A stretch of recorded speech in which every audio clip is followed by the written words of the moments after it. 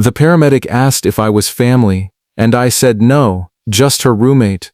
But the paperwork clipped to her old chart told a completely different story, one written in her own hand months before that night, and by the time I finished reading it, I understood that everything I thought I knew about the woman living across the hall from me had been a lie I told myself to stay safe. If you believe in quiet love, the kind that grows in small gestures instead of grand declarations, and if you believe people deserve a second chance to say what they were too afraid to say the first time, hit like on this video right now. Leave a comment telling me where you're watching from, share it with someone who needs to hear this tonight, and subscribe to the channel, because this story is about to remind you why silence can be the loudest kind of love. My name is Marcus Hale, and 4 years ago I was a man rebuilding his life from almost nothing. A car accident had left me with a shattered leg, and 8 months out of work, drained savings, and a level of pride too stubborn to ask my family for help.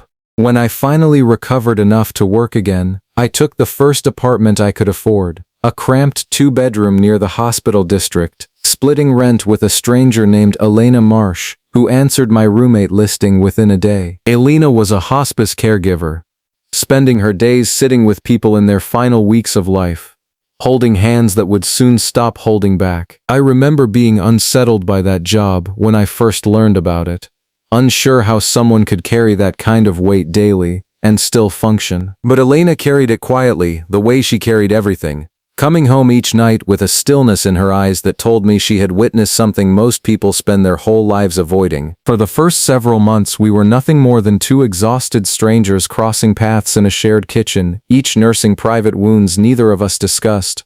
I was still deep in my own struggle during that time, physical therapy 3 times a week, a limp that made simple tasks humiliating, and a growing fear that I had become a burden to everyone around me, including myself. Elena never said much about it directly, but she started doing small things that told me she'd noticed anyway.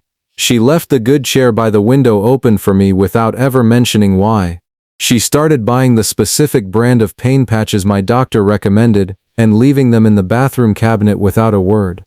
I never asked her to do any of this. She simply did it, the way people who have learned to love through actions instead of words tend to do. Everything shifted one November night when Elena came home from a particularly difficult case, a patient she had cared for over nearly a year finally passing after a long, painful decline. She sat at our kitchen table completely silent for almost 20 minutes before the tears finally broke through.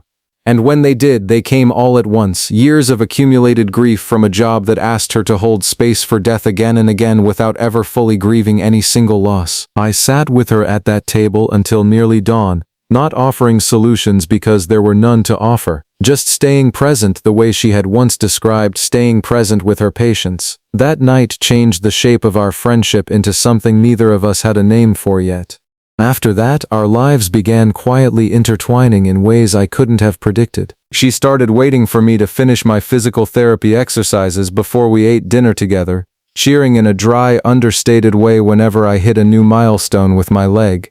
I started staying up later on the nights she worked overtime, not because I needed to, but because the apartment felt unfinished without the sound of her key in the door. We never called it dating. We never called it anything at all. It existed in the space between roommates and something far deeper, sustained by two people too frightened of loss to claim it out loud.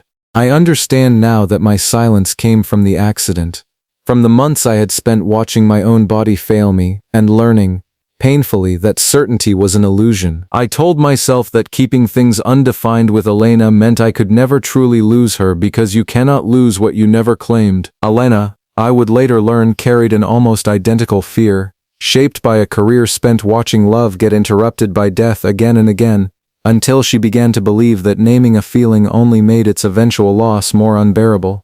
Nearly 2 years passed like this, a devotion built entirely from small, unspoken proof. There were moments the truth merely surfaced. The night a storm knocked out our power and we sat wrapped in the same blanket until sunrise, neither of us willing to be the first to move away. The week she visited her sister out of state and the apartment felt so achingly empty that I caught myself checking the driveway for her car out of pure habit. But every time I came close to saying something real, I retreated, convinced that whatever fragile thing we had built was too important to risk breaking with words.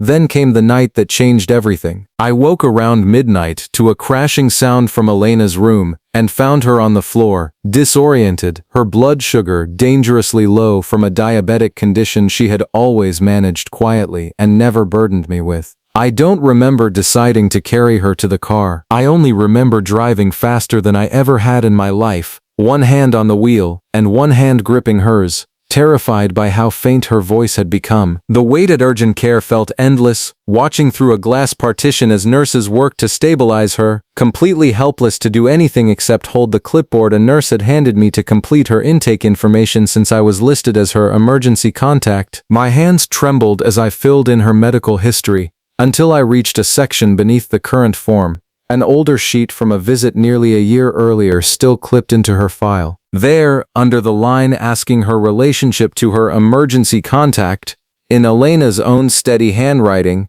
was a sentence that stopped me completely. She had not written roommate, she had not written friend, she had written, the person I already love, whether or not I ever find the courage to say it. I stood in that hallway holding the clipboard, reading her words again and again, feeling 2 years of restrained devotion collapse into a single confession she never expected anyone to read. When they finally allowed me into her room, Elena was pale but stable, conscious enough to see exactly what I was holding and understand immediately what had happened. Her expression shifted from relief at being stabilized to something closer to quiet panic, the look of someone whose most carefully guarded secret had just been exposed in the last way she ever imagined. She began to explain to minimize it, to tell me it was written during a difficult week and didn't mean what it looked like, but I stopped her gently before she could talk herself out of the truth.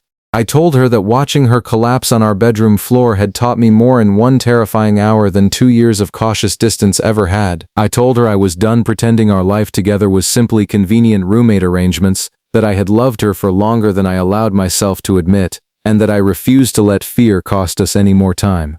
She cried then, not from the ordeal of the hospital, but from something closer to relief, the exhaustion of finally being seen after working so hard to remain hidden. She told me she had written that line during a routine visit almost a year earlier, never imagining anyone would find it, folding the truth away as something she wasn't yet brave enough to say aloud. If this story has touched something in you, if it reminded you of someone you have been too afraid to tell how you truly feel, please take a moment to like this video and leave a comment below, because these stories reach the people who need them most only when you choose to share them further. Elena was discharged the next morning, her blood sugar stabilized, and the drive home felt entirely different from any drive we had shared before. That evening, for the first time, I cooked dinner without her guidance, imperfect and slightly overdone, and she laughed at my effort in a way that felt like the beginning of something finally allowed to exist in the open. We didn't rush into anything overnight. In truth, we had already built a life together over 2 quiet years. We had simply refused to name it. What changed was that we stopped hiding behind the safety of undefined roommates, both to ourselves and to everyone around us. Months later, when Elena's mother visited for the holidays, I stood beside her at that dinner table, introduced not as a friend or a roommate, but as the man Elena loved. It has been nearly a year since that night in urgent care, and Elena still keeps that old intake form tucked in a drawer by our bed. Some nights when the apartment grows quiet after a long shift, she takes it out and reads it again, not because she needs reminding of how she felt, but because it reminds her how close we both came to never finding out. If this story taught me anything, it's that the people who love us most rarely say it loudly the first time. They show it in chairs left open by the window, in quiet company after impossible days, waiting only for someone brave enough to finally ask the question neither of us dared to ask first. Before you go, please leave a comment below and tell us किस किस country से आप हमारी ये story देख रहे हैं. We would truly love to know where in the world you're watching from tonight.